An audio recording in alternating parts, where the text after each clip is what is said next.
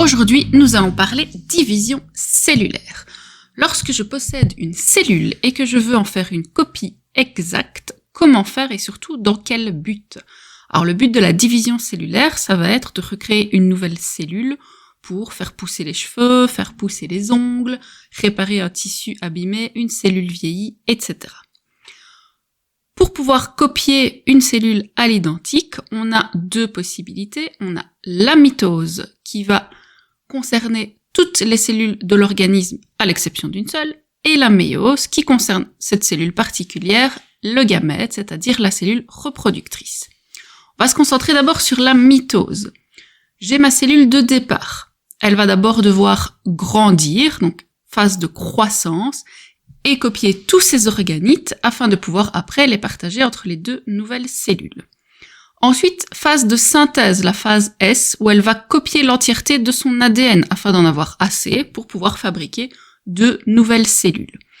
Phase G2, growth 2, la cellule est vérifiée, a-t-elle assez grandi, est-elle prête à entrer en mitose? Si oui, on divise, sinon elle est détruite. On a donc terminé l'interphase et on démarre vraiment la mitose, la division. Notre cellule va d'abord se préparer, c'est-à-dire faire disparaître son noyau, condenser son ADN sous forme de chromosomes. Rappelez-vous, on a vu ce qu'étaient les chromosomes juste avant.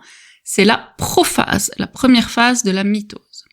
Une fois l'ADN condensé, ils vont être récupérés par les protéines du faisceau mitotique et alignés pour former ce qu'on appelle un équateur ou une plaque équatoriale. On est en métaphase. Une fois ces chromosomes alignés, le fuseau mitotique va se rétracter et séparer chaque chromatide en cassant donc les centromères. Nos demi-chromosomes vont donc migrer à chacun des pôles de la cellule. C'est l'anaphase.